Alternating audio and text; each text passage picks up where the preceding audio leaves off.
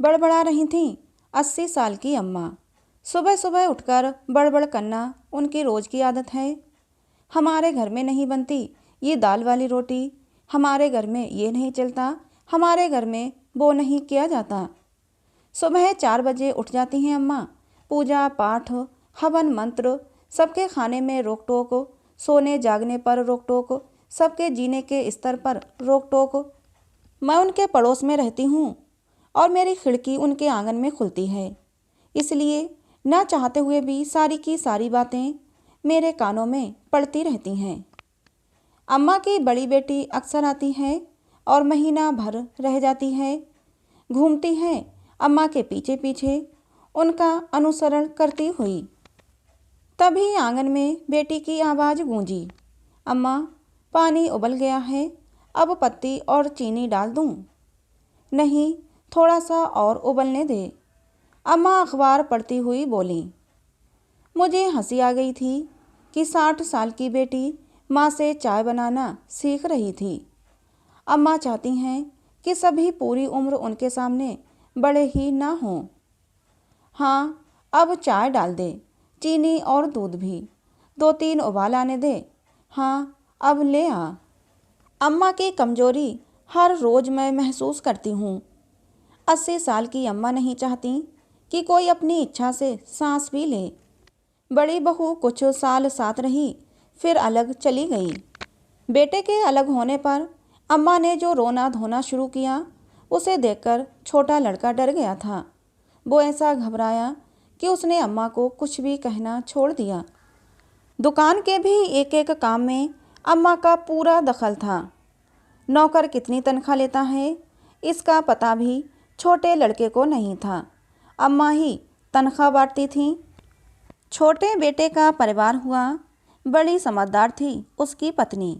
जब आई थी अच्छे खाते पीते घर की लड़की थी, लेकिन अब 18 साल में एकदम फूहड़ गवार बनकर रह गई है। अम्मा बेटी के साथ बैठकर चुहल करती तो मेरा मन उबलने लगता। गुस्सा आता मुझे कि कैसी औरत है ये। कभी उनके घर जाकर देखो तो रसोई में वही टीन के डब्बे लगे हैं जिन पर तेल और धुएं की मोटी परत चढ़ चुकी है। बहू की क्या मजाल जो नए सुंदर डब्बे लाकर रसोई में सजा ले और उनमें दालें मसाले डाल ले। दोस्तों, कहानी के बीच में मैं आप लोगों से एक छोटा सा रिक्वेस्ट करना चाहती हूँ कि अगर आपको हमारी ये कहानियाँ अच्छी लगती हैं तो प्लीज़ इसे लाइक करें और कहानियाँ पढ़ने के लिए हमारे चैनल को सब्सक्राइब जरूर करें। चलिए कहानी में आगे बढ़ते हैं। मर्जी अम्मा की और फूहड़ता का लेबल बहू के माथे पर। बड़ी बेटी जो दिन रात माँ का अहम संतुष्ट करती है, जिसका अपना घर हर सुख सुविधा से भरा पूरा है, जो माइक्रोवेव के बिना खाना ही गर्म नहीं कर सकती, तो क्या वो अपनी माँ को समझा नहीं सकती?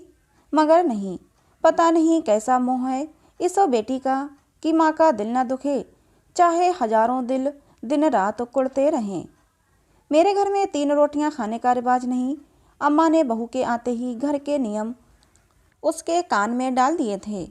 जब अम्मा ने देखा कि बहू ने चौथी रोटी पर भी हाथ डाल दिया तो बच्चों को नपातुला भोजन परोसने वाली अम्मा कहाँ सह लेती कि बहू हर रोज़ एक एक रोटी ज़्यादा खा जाती है। छोटा लड़का माँ को खुश करता करता ही बीमार रहने लगा था। सुबह से शाम तक दुकान पर काम करता और पेट में डलती सिर्फ गिनकर पतली पतली 5 रोटियां, जो उसके पूरे दिन का राशन थीं। बाजार से कुछ खरीद कर इस डर से नहीं खाता कि नौकरों से पता चलने के बाद अम्मा घर में महाभारत मचा देंगी। किसी ने जादू टोना कर दिया है हमारे घर पर। बेटा बीमार पड़ा तो अम्मा ये कहते हुए गंडे ताबीज़ों में ऐसी पड़ी कि अड़ोसी पड़ोसी सभी उनको दुश्मन नज़र आने लगे, जिनमें सबसे ऊपर मेरा नाम था। अम्मा का पूरा दिन हवन मंत्र में बीतता और जादू टोनों पर भी उनका उतना ही विश्वास था। पूरा दिन परिवार का खून जलाने वाली अम्मा को स्वर्ग चाहिए, चाहे जीते जी आसपास नरक बन जाए। छोटा बेटा इलाज के चक्कर में कई बार दिल्ली गया था। सांस अधिक फूलने लगी थी, इसलिए इन दिनों वो घर पर ही था। एक सुबह वो चल बसा। हम सब भागकर उनके घर जमा हुए तो मेरी सूरत पर नज़र पड़ते ही अम्मा ने चीखना चिल्लाना शुरू किया। हाय, तू मेरा बेटा खा गई, तूने जादू टोने किए, देख मेरा बच्चा चला गया। मैं अबाक रह गई, सभी मेरा मुंह देखने लगे। ऐसा दर्दनाक मंजर और मुझ पर ऐसा आरोप। मुझे भला क्या चाहिए था अम्मा से जो मैं जादू टोना करती। अम्मा ने फिर कहना शुरू किया, अरे बड़की बहू तेरी बड़ी सगी है ना, सारा छोटा न ले जाए, इसलिए उसने तेरे हाथ जादू टोने भेज दिए। मैं कुछ कहती इससे पहले मेरे पति ने मुझे पीछे खींच लिया और बोले, शांति चलो यहाँ से। मौका ऐसा था कि दया की पात्र अम्मा वास्तव में एक पड़ोसी की दया की हकदार भी नहीं रही थीं। इंसान बहुत हद तक अपने हालात के लिए खुद ही जिम्मेदार होता है। उसका किया हुआ एक एक कर्म कड़ी दर कड़ी बढ़ता हुआ कितनी दूर तक चला आता है। लंबी दूरी तय कर लेने के बाद भी शुरू की गई कड़ी से कभी भी वास्ता नहीं टूटता।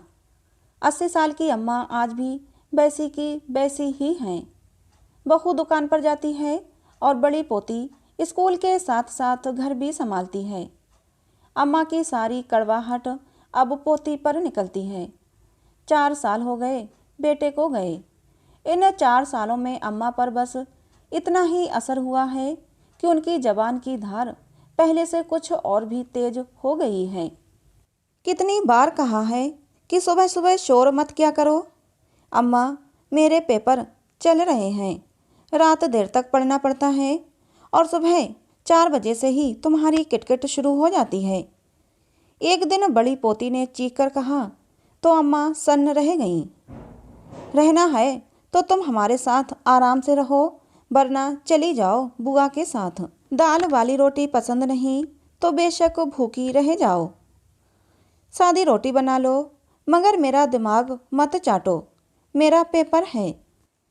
अम्मा गुस्से से बोली, हाय हाय, मेरा बेटा चला गया तभी तुम्हारी इतनी हिम्मत हो गई है। अम्मा की बातें बीच में काटते हुए पोती बोली, बेटा चला गया तभी तुम्हारी भी हिम्मत होती है उठते बैठते हमें घर से निकालने की। पापा जिंदा होते तो तुम्हारी जबान भी इतनी लंबी ना होती। खिड़की से आवाज़ें अंदर आ रही थीं। अपने बेटे को कभी पेट भर खिलाया होता तो आज हम भी बाप को न तरसते।